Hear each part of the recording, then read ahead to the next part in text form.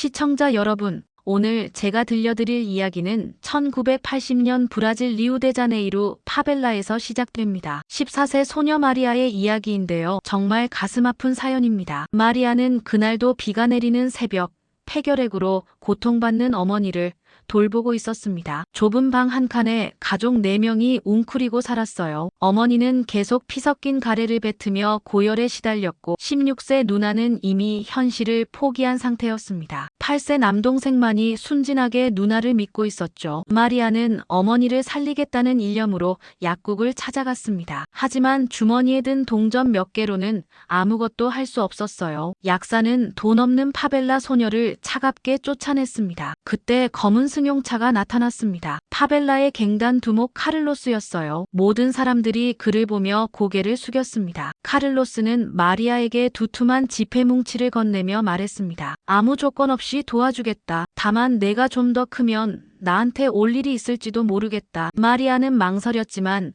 어머니의 생명이 걸린 일이었습니다. 그 돈을 받는 순간 그녀는 몰랐습니다. 이것이 지옥으로 향하는 첫 번째 계단이라는 것을. 3개월 후 어머니는 병원에서 회복하고 있었습니다. 의사는 꾸준히 약을 복용하면 완치 가능하다고 했지만 6개월치 약값은 여전히 천문학적이었어요. 그때 카를로스의 부하가 찾아와 말했습니다. 보스가 널 보고 싶어 한다. 이제 충분히 컸다고 하는군. 마리아는 학교에 가야 한다고 했지만 부하는 비웃었습니다. 파벨라에서 학교가 무슨 소용이야? 카를로스 앞에 선 마리아는 더 많은 약값이 필요하다고 말했습니다. 카를로스는 웃으며 답했어요. 이제는 공짜가 아니야. 일을 해야 해. 구체적으로 무슨 일인지 물었지만 며칠 후에 알려주겠다고만 했습니다. 그날 밤 마리아는 불안한 예감에 잠을 이루지 못했습니다. 하지만 어머니와 가족을 위해서는 다른 선택이 없어 보였어요. 며칠 후 카를로스가 마리아를 불렀습니다. 오늘 밤 한 남자를 만나는 거야. 그가 너와 시간을 보내고 싶어 한다. 14세 소녀는 그제야 상황을 깨달았습니다. 자신의 순수함과 몸이 거래의 대상이었던 거죠. 필사적으로 거부했지만 카를로스는 냉정했습니다. 이미 내 돈으로 살고 있어. 빚을 갚아야지. 어머니가 죽어도 상관없다면 거절해도 좋아. 그날 밤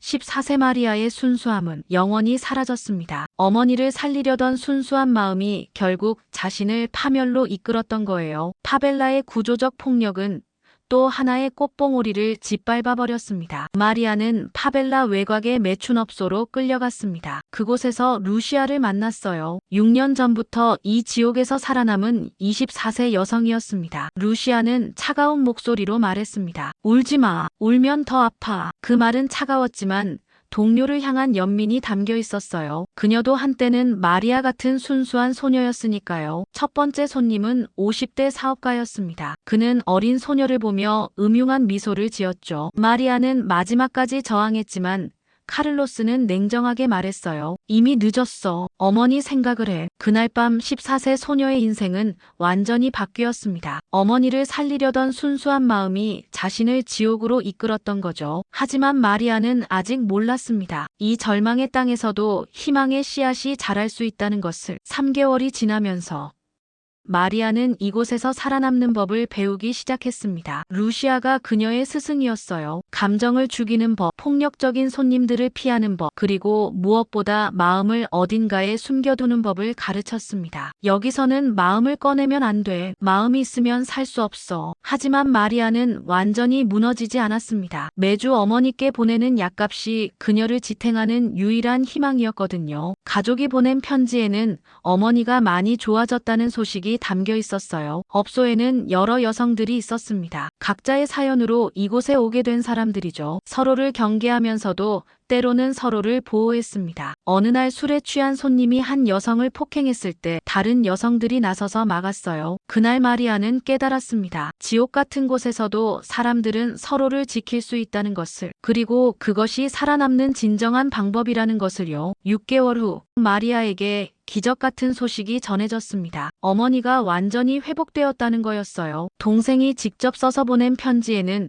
어머니가 다시 일을 시작했다고 적혀 있었습니다. 마리아는 그날 처음으로 기쁨의 눈물을 흘렸습니다. 자신의 희생이 헛되지 않았다는 것을 확인한 순간이었어요. 하지만 동시에 혼란스러웠습니다. 이제 집으로 돌아갈 수 있는 걸까요? 카를로스에게 물어보았지만 대답은 냉정했습니다. 빚이 아직 남아있어. 이자도 있고 말이야. 그날 밤 예상치 못한 방문객이 업소를 찾아왔습니다. 가톨릭 수녀 이사벨이었어요. 20년간 파벨라에서 봉사해온 45세 수녀였습니다. 그녀는 정기적으로 업소를 방문해 여성들의 건강을 돌봐주고 있었어요. 수녀 이사벨은 너무 어린 마리아를 보자 특별한 관심을 보였습니다. 그리고 작은 책 한 권을 건네며 말했어요. 시간 날 때 읽어봐. 그리고 언젠가 준비가 되면 나를 찾아와. 다른 길이 있다는 걸 알려주고 싶어. 책의 제목은 교육의 힘이었습니다. 마리아는 그날부터 매일 밤 그 책을 읽기 시작했어요. 지옥 같은 현실 속에서도 피어나는 작은 희망의 싹이었습니다. 마리아가 이곳에 온 지 1년이 지났습니다. 15세가 된 그녀는 생존 법칙을 터득했지만 수녀가 준 책을 읽으면서 새로운 갈망이 자라나고 있었어요. 책에는 브라질 교육자의 말이 인용되어 있었습니다. 교육은 세상을 바꿀 수 없다. 하지만 교육은 세상을 바꾸는 사람들을 만든다. 마리아는 이 말을 수백 번 읽었어요. 수녀가 다시 방문했을 때 마리아는 용기를 내어 물었습니다. 정말 다른 길이 있을까요? 있단다. 하지만 쉽지 않을 거야. 공부해야 하고 견뎌야 할 것들이 많아. 수녀는 낮 시간에 몰래 성당으로 와서 공부하라고 제안했습니다. 물론 카를로스가 알면 안 되는 일이었어요. 다음 날부터 마리아는 이중 생활을 시작했습니다. 밤에는 업소에서 몸을 팔고 낮에는 성당에서 마음을 키웠어요. 3개월 후 마리아의 실력은 놀라울 만큼 향상되었습니다. 신문을 읽을 수 있었고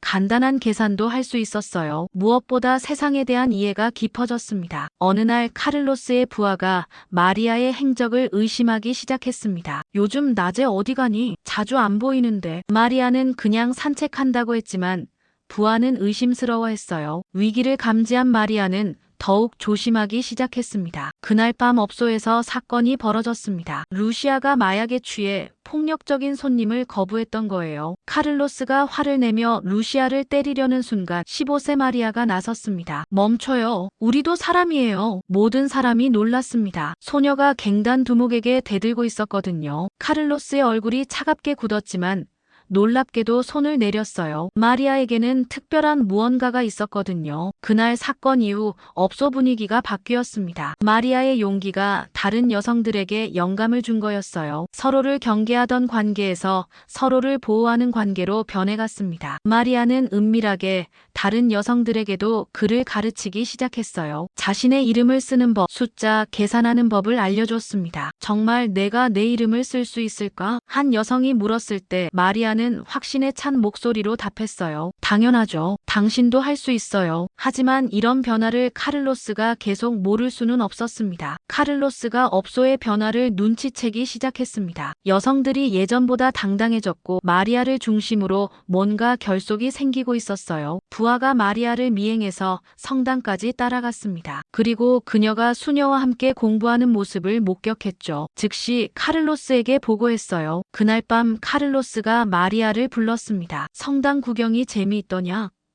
들켜버린 거였어요. 카를로스가 마리아의 뺨을 때렸지만 그녀는 굽히지 않았습니다. 배우는 게 뭐가 잘못됐어요? 그때 루시아와 다른 여성들이 나타나 마리아를 보호했어요. 마리아는 잘못한 게 없어요. 공부하는 게 죄는 아니잖아요. 카를로스는 여성들의 연대를 보며 분노했습니다. 자신의 통제가 약해지고 있다는 것을 느꼈거든요. 카를로스는 마리아를 본보기로 삼기로 했습니다. 일주일간 별도의 방에 감금하고 식사도 하루에 한 번만 줬어요. 하지만 이것은 오히려 역효과를 낳았습니다. 다른 여성들이 마리아를 더욱 지지하게 된 거죠. 루시아는 몰래 음식을 가져다 줬고 카를로스가 없을 때 그녀와 대화를 나눴습니다. 괜찮아. 괜찮아요. 이 정도는 견딜 수 있어요. 일주일 후 풀려난 마리아는 더욱 의연해져 있었습니다. 고통이 그녀를 꺾지 못했던 거예요. 수녀 이사벨도 마리아가 사라진 것을 알고 업소를 직접 찾아왔어요. 정기 검진이라는 명목으로 말이죠. 카를로스는 수녀를 함부로 대할 수 없었습니다. 포기하지 마라 아이야. 내 영혼은 여전히 순수해. 상황이 널 더럽히지는 못한단다. 그로부터 한 달 후 카를로스의 오른팔 라울에게 변화가 생겼습니다. 32세인 그는 지금까지 차갑고 냉정했는데 마리아를 보면서 죽은 여동생을 떠올리게 된 거예요. 라울도 한때는 파벨라의 가난한 소년이었고 여동생을 지키기 위해 갱단에 들어갔었습니다. 하지만 그 여동생은 결국 마약 과다 복용으로 죽었어요. 어느 날 밤 취한 손님이 마리아에게 폭력을 휘둘렀습니다. 칼까지 꺼내든 위험한 순간 라울이 나타나 그를 쫓아냈어요. 왜 도와주셨어요? 마리아가 물었지만 라울은 그냥이라고만 답했습니다. 며칠 후 라울이 조용히 말했어요. 내가 공부하고 있다는 거 알고 있어. 계속해. 나는 모른 척 하겠어. 왜 그러시는 거예요? 내게도 여동생이 있었거든. 라울의 눈에 깊은 슬픔이 어렸습니다. 마리아는 그 순간 라울도 자신들과 같은 피해자라는 것을 깨달았어요. 라울의 묵인 하에 마리아는 더욱 적극적으로 활동했습니다. 업소 지하에 작은 공간을 만들어 여성들에게 글과 셈을 가르쳤어요. 수녀 이사벨도 정기적으로 와서 도왔습니다. 책을 가져다주고 더 나은 교육 방법을 알려줬죠. 교육은 단순히 글자를 아는 게 아니야. 자신의 가치를 아는 거란다. 16세가 된 마리아는 다른 여성들에게 말했어요. 우리는 그저 상황이 우리를 여기에 있게 했을 뿐이에요. 그래도 세상은 우리를 그렇게 안 봐줄 거야. 그러면 우리가 세상을 바꿔야죠. 마리아는 이제 단순한 피해자가 아니었습니다. 리더가 되어가고 있었어요. 지하 학교는 점점 발전했습니다. 한 여성은 요리를, 다른 여성은 바느질을 가르쳤죠. 각자가 가진 기술을 나누면서 작은 공동체가 형성되었어요. 새로운 19세 여성 소피아가 있었습니다. 처음에는 다른 여성들과 잘 어울리는 것 같았지만 사실 카를로스가 심어둔 스파이였어요. 소피아는 지하 학교의 존재를 카를로스에게 보고했습니다. 마리아가 지하에서 뭔가 하고 있어요. 공부를 가르치고 여기서 나가는 방법에 대해서도 이야기해요. 카를로스의 분노가 폭발했습니다. 다음 날 갑자기 지하실을 습격했어요. 마리아와 여성들이 공부하고 있던 중이었습니다. 책들과 공책들이 바닥에 흩어졌고 카를로스가 발로 짓밟았어요. 내가 뭐라고 했어? 여기가 내 자리라고. 우리도 배울 권리가 있어요. 권리. 내게 무슨 권리가 있어? 카를로스가 마리아를 때리려는 순간 모든 여성들이 그녀 앞에 섰습니다. 마리아를 건드리려면 우리를 먼저 넘어가세요. 카를로스는 당황했습니다. 예상했던 것보다 여성들의 결속이 훨씬 강했거든요. 카를로스는 여성들을 모두 별도의 방에 가뒀습니다. 하지만 이것은 그들의 의지를 꺾지 못했어요. 오히려 더욱 단결시켰죠. 이제 정말로 결정해야 해요. 계속 여기서 살 건지 아니면 함께 나갈 건지. 나갈 수 있을까? 우리가 해봐야 알죠. 하지만 혼자서는 안 돼요. 함께여야 해요. 라울이 여성들을 풀어주라고 카를로스를 설득했어요. 이렇게 하면 안 됩니다. 반발만 더 심해질 거예요. 그날 밤 라울이 마리아에게 조용히 말했습니다. 조심해. 카를로스가 정말 화났어. 내가 도울 방법을 찾아볼게. 마리아는 라울을 믿어도 되는지 확신할 수 없었지만 선택권이 많지 않았어요. 그날부터 마리아와 여성들은 본격적인 탈출 계획을 세우기 시작했습니다. 지하학교는 이제 해방을 위한 비밀 모임의 장소가 되었어요. 17세가 된 마리아의 마음은 이미 어른이 되어 있었습니다. 그리고 그녀 안에는 확고한 목표가 있었어요. 이곳에서 벗어나는 것, 그리고 다른 여성들도 함께 구하는 것. 수녀 이사벨은 업소의 상황이 심각해지고 있다는 것을 알고 구체적인 계획을 세웠습니다. 내가 운영하는 여성보호소가 있어. 거기서 새로운 삶을 시작할 수 있어. 보호소에서는 직업 훈련을 받을 수 있고 진짜 교육도 계속할 수 있다고 했어요. 하지만 한 번에 모두 갈 수는 없어. 하나씩 조심스럽게 해야 해. 마리아는 다른 여성들과 이 계획을 공유했습니다. 모두 희망을 품었지만 동시에 두려움도 컸어요. 만약 실패하면 어떻게 될까? 그래도 시도해야 해요. 여기서 계속 살 수는 없어요. 계획의 첫 번째 대상은 가장 어린 20세 여성이었습니다. 어느 날 밤 그녀가 갑자기 사라졌어요. 수녀가 미리 준비해둔 차로 데려간 거였습니다. 카를로스는 분노했지만 증거가 없었어요. 그냥 도망간 것으로 보였거든요. 며칠 후 수녀가 좋은 소식을 전했습니다. 잘 지내고 있어. 바느질 훈련을 받고 있단다. 이 성공은 다른 여성들에게 큰 희망이 되었습니다. 정말로 이곳에서 벗어날 수 있다는 것을 보여준 거였어요. 라울이 마리아에게 자신의 과거를 털어놓았습니다. 내 여동생 이름은 마르타였어. 너와 비슷한 나이에 이런 일을 당했지. 마르타를 구하지 못한 게 평생 후회야. 적어도 너는 구하고 싶어. 라울은 중요한 정보를 알려줬어요. 카를로스가 경찰과 손잡고 있어. 그래서 신고해도 소용없어. 소용없어. 라울의 협력으로 탈출 계획은 더욱 구체화되었습니다. 그는 카를로스의 동향을 미리 알려주고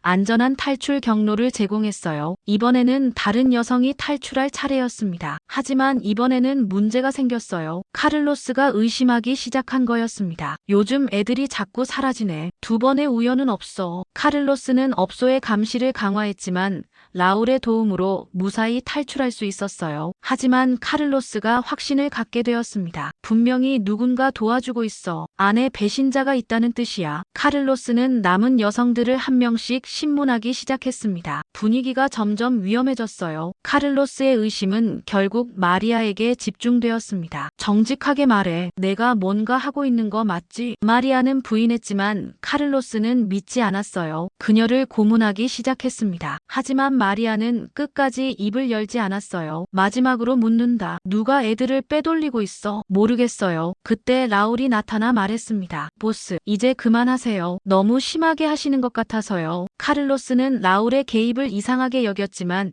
일단 마리아를 놓아줬어요. 카를로스가 라울을 의심하기 시작했습니다. 라울이 너무 자주 여성들을 보호했거든요. 라울, 너 요즘 이상하다. 애들한테 너무 관대한 것 같아. 라울은 위기를 느꼈습니다. 자신이 발각되면 모든 계획이 무너질 거였어요. 그래서 마리아에게 경고했습니다. 조심해. 카를로스가 나를 의심하고 있어. 빨리 계획을 마무리해야 해. 마리아는 여전히 소피아를 의심하고 있었습니다. 그래서 일부러 거짓 정보를 흘려봤어요.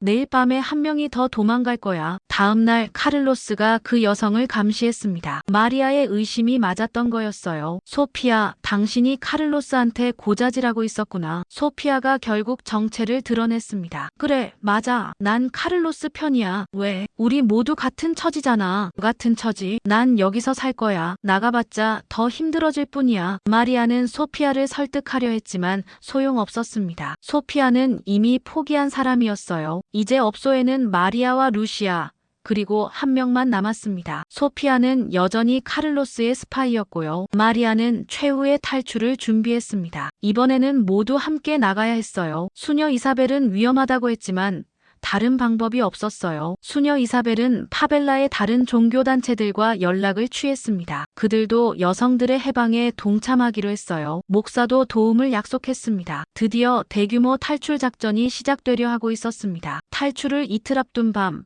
마리아는 업소를 마지막으로 돌아봤습니다. 이곳에서 4년을 보냈어요. 지옥 같았지만 동시에 그녀를 성장시킨 곳이기도 했습니다. 후회 안 해? 루시아가 물었습니다. 후회? 전혀요. 여기서 배운 게 많아요. 사람의 존엄성이요. 그리고 연대의 힘. 마리아 덕분에 내가 누군지 알게 됐어. 그날 밤 세 여성은 마지막으로 지하실에서 시간을 보냈습니다. 그곳에는 그들의 꿈과 희망이 담긴 책들이 여전히 있었어요. 언젠가 다시 여기 와서 진짜 학교를 만들 거예요. 그리고 다른 여성들도 도울 거예요. 마리아는 이미 18세가 되어 있었습니다. 어린 소녀였던 그녀는 이제 확고한 신념을 가진 젊은 여성이 되어 있었어요. 내일은 드디어 자유를 향한 마지막 걸음을 내딛는 날이었습니다. 1984년 8월 15일 밤 마침내 대탈출 작전이 시작되었습니다. 수녀 이사벨과 목사 그리고 파벨라의 여러 종교단체들이 협력했어요. 라울이 카를로스를 술집으로 유인했습니다. 그 사이 마리아와 여성들은 미리 약속된 장소로 향했어요. 하지만 계획에 차질이 생겼습니다. 소피아가 마지막 순간에 카를로스에게 전화를 걸었던 거예요. 보스, 마리아들이 지금 도망가고 있어요. 카를로스는 즉시 술집에서 뛰쳐나왔습니다. 라울도 따라왔지만 이미 늦었어요. 라울, 내가 배신했구나. 카를로스가 총을 꺼냈습니다. 라울은 자신의 운명을 받아들였어요. 후회 안 해. 마르타야, 형이 늦었지만 약속을 지켰어. 총성이 울렸습니다. 라울이 쓰러졌어요. 하지만 그의 희생 덕분에 마리아와 여성들은 시간을 벌 수 있었습니다. 카를로스와 그의 부하들이 여성들을 추격하기 시작했습니다. 하지만 파벨라의 주민들이 그들을 도왔어요. 거짓으로 반대 방향을 알려주고 피난처를 제공했습니다. 마리아와 여성들은 파벨라의 미로 같은 골목길을 뛰어다녔습니다. 뒤에서는 카를로스의 추격이 계속되었어요. 어디로 갔어? 찾아. 카를로스가 소리쳤지만 수녀 이사벨이 미리 준비해둔 피난처들이 그들을 보호했습니다. 성당의 지하실에 숨어있던 여성들을 보며 수녀가 말했습니다. 이제 안전해. 카를로스도 성당까지는 못 들어와. 하지만 완전히 안전한 것은 아니었어요. 카를로스는 성당 주변을 포위했습니다. 다음 날 아침 카를로스가 성당 앞에 나타났습니다. 수녀님, 내 여자들을 돌려주세요. 그들은 당신 소유가 아닙니다. 법적으로는 제가 맞습니다. 계약을 했거든요. 하나님 앞에서는 모든 인간이 자유롭습니다. 그때 마리아가 나타났습니다. 18세가 된 그녀는 더 이상 겁먹은 소녀가 아니었어요. 카를로스, 마리아, 어서 나와. 집으로 돌아가자. 여기가 제 집이에요. 전 더 이상 당신의 소유물이 아니에요. 카를로스가 분노했습니다. 소유물? 난 널 구했잖아. 내 어머니를 살렸고 그리고 그 대가로 제 인생을 빼앗아갔죠. 마리아가 다가가며 말했어요. 당신도 피해자예요. 이 구조이. 당신도 어린 시절 거리에서 살았죠. 선택권이 없었던 거예요. 카를로스의 표정이 흔들렸습니다. 마리아의 말이 핵심을 찔렀거든요. 하지만 이제는 선택할 수 있어요. 저희를 놓아주세요. 카를로스가 총을 꺼냈습니다. 선택? 내 선택은 하나야. 너를 데려가는 것. 하지만 그때 소피아가 나타났어요. 보스, 멈춰요. 소피아, 내가 여기 왜? 전 잘못했어요. 소피아가 라울의 죽음을 목격하고 충격을 받았던 것입니다. 그녀도 결국 같은 여성이었거든요. 라울이 죽었어요. 당신이 죽였어요. 그건 배신자의 운명이야. 아니에요. 그는 옳은 일을 했어요. 소피아가 마리아 편에 섰습니다. 이제 모든 여성들이 연대했어요. 저도 자유롭고 싶어요. 카를로스는 완전히 고립되었습니다. 그때 파벨라 주민들이 모여들었습니다. 그들도 카를로스의 폭정에 지쳐 있었거든요. 그만해. 이제 그만해. 주민들이 소리쳤습니다. 카를로스는 결국 총을 내렸습니다. 혼자서는 모든 사람과 맞설 수 없었어요. 카를로스가 물러난 후 마리아는 수녀 이사벨의 여성보호소로 향했습니다. 루시아와 다른 여성들 그리고 마지막에 합류한 소피아와 함께였어요. 보호소는 깨끗하고 안전한 곳이었습니다. 마리아는 4년 만에 진정한 안식을 느꼈어요. 이제 정말 자유야 마리아. 자유. 이상한 기분이에요. 보호소에서 마리아는 본격적인 교육을 받기 시작했습니다. 중등교육 과정을 마치고 사회복지학을 공부했어요. 그녀의 목표는 명확했습니다. 수녀님, 저도 다른 여성들을 돕고 싶어요. 그럴 거라고 생각했어. 내가 가진 경험은 큰 자산이야. 루시아는 요리를 배워서 작은 식당을 열었습니다. 다른 여성은 바느질 기술을 익혀서 재봉사가 되었어요. 소피아는 처음에는 적응하기 어려워했지만 점차 자신감을 되찾았습니다. 하지만 모든 것이 순탄하지는 않았습니다. 사회의 편견과 맞서야 했거든요. 사람들은 여전히 그들을 곱지 않은 시선으로 바라봤어요. 이런 일들이 반복될 때마다 마리아는 더욱 확고해졌습니다. 사회를 바꿔야 한다고 생각했어요. 우리가 증명해야 해요. 과거는 현재를 규정하지 않는다는 것을. 2년이 지났습니다. 마리아는 20세가 되었고 사회복지사 자격을 땄어요. 그리고 드디어 자신의 꿈을 실현할 기회가 왔습니다. 파벨라에 새로운 여성센터를 만들 계획이야. 내가 운영해보지 않겠니? 마리아는 눈물을 흘렸습니다. 6년 전 14세 소녀였던 그녀가 이제 다른 여성들을 도울 수 있는 위치에 선 거였어요. 시청자 여러분, 마침내 마리아 이야기의 마지막 장입니다. 2001년 마리아는 35세가 되었습니다. 그녀가 설립한 붉은 꽃 여성센터는 파벨라에서 가장 중요한 기관이 되었어요. 매춘, 가정폭력, 빈곤에 시달리는 여성들의 마지막 희망이었습니다. 센터 개소식 날, 많은 사람들이 모였습니다. 수녀 이사벨, 루시아, 소피아, 그리고 예상치 못한 사람도 나타났어요. 바로 카를로스였습니다. 17년이 지난 그는 완전히 다른 사람이 되어 있었어요. 머리는 희끗희끗해졌고 얼굴에는 깊은 주름이 패여 있었습니다. 두 사람이 마주 섰습니다. 과거의 가해자와 피해자였지만 이제는 다른 관계였어요. 카를로스가 말했습니다. 미안하다. 정말 미안해. 내가 너에게 한 일들. 마리아가 그의 말을 차단했습니다. 과거는 끝났어요. 이제는 미래를 이야기해요. 미래? 당신도 도우려고 온 거죠? 모든 사람은 변할 수 있어요. 저도 그랬고 당신도 그럴 수 있어요. 그날부터 카를로스는 센터에서 자원봉사를 시작했습니다. 과거의 갱단 두목이 이제는 상담사가 된 거였어요. 자신과 같은 길을 걷고 있는 젊은이들을 상대로 말이죠. 센터는 날로 발전했습니다. 교육 프로그램, 직업훈련, 심리 상담, 법률 지원, 모든 것이 갖춰졌어요. 어느 날 14세 소녀 카밀라가 센터를 찾아왔습니다. 그녀의 상황은 21년 전 마리아와 똑같았어요. 어머니가 아파요. 약값이 없어요. 괜찮아. 우리가 도와줄게. 하지만 저는 돈이 없어요. 돈은 중요하지 않아. 중요한 건 내가 학교에 계속 다니는 거야. 마리아는 카밀라의 손을 잡았습니다. 나도 너와 같았어. 14살에 절망했었지. 하지만 포기하지 않았어. 그리고 지금 여기 있지. 마리아가 카밀라를 센터 정원으로 데려갔습니다. 그곳에는 붉은 장미들이 활짝 피어 있었어요. 이 꽃들 봐. 이곳도 한때는 황무지였어. 하지만 정성으로 가꾸니까 이렇게 아름다운 꽃이 피었지. 예뻐요. 사람도 마찬가지야. 아무리 힘든 상황에서도 꽃을 피울 수 있어. 그날 저녁 마리아는 센터 옥상에서 파벨라를 내려다봤습니다. 21년 전과는 많이 달라진 풍경이었어요. 수녀 이사벨이 그녀 옆에 섰습니다. 후회 없지? 전혀요. 제 인생에서 가장 의미 있는 일이에요. 라울도 기뻐할 거야. 라울 오빠, 그분 덕분에 제가 여기 있어요. 그때 루시아가 올라왔습니다. 마리아, 오늘도 새로운 여성 5명이 찾아왔어. 정말? 응. 모두 내 이야기를 듣고 왔대. 마리아가 미소 지었습니다. 그럼 바빠지겠네요. 해가 지고 있었습니다. 파벨라 위로 붉은 노을이 깔렸어요. 마치 거대한 붉은 꽃이 피어난 것 같았습니다. 마리아는 깨달았습니다. 자신의 인생이 헛되지 않았다는 것을. 14세에 당한 고통이 결국 다른 사람들을 구하는 힘이 되었다는 것을. 엄마, 저 약속 지켰어요. 당신을 살렸고 다른 사람들도 살리고 있어요. 바람이 불어와 정원의 붉은 장미들을 흔들었습니다. 마치 마리아의 말에 화답하는 것 같았어요. 리스너 여러분, 마리아 도스 산토스는 14세의 지옥을 경험했던 소녀에서 35세 천사가 되었습니다. 그녀의 상처는 꽃이 되었고 그 꽃은 다른 상처받은 영혼들을 치유했습니다. 파벨라에서 붉은 꽃이 피어난 것입니다. 절망이 아닌 희망의 꽃이. 이것이 마리아의 이야기입니다. 한 소녀가 세상을 바꾸는 방법에 대한 이야기, 그리고 진정한 사랑이 무엇인지에 대한 이야기입니다. 2011년 45세가 된 마리아는 브라질 정부로부터 사회공헌상을 받았습니다. 붉은 꽃 여성센터는 이제 전국적인 네트워크를 가진 단체가 되었어요. 시상식에서 마리아가 말했습니다. 저는 특별한 사람이 아닙니다. 그냥 포기하지 않았을 뿐이에요. 관객들이 기립박수를 쳤습니다. 하지만 마리아의 마음은 이미 파벨라에 있었어요. 오늘도 도움이 필요한 여성들이 기다리고 있었거든요. 시상식이 끝나고 마리아는 다시 파벨라로 돌아갔습니다. 센터 정원에서 붉은 장미들이 여전히 활짝 피어 있었어요. 라울 오빠, 엄마, 모든 분들, 저는 행복해요. 붉은 꽃들이 바람에 살랑이며 대답하는 것 같았습니다. 마리아의 인생은 완전했습니다. 시청자 여러분,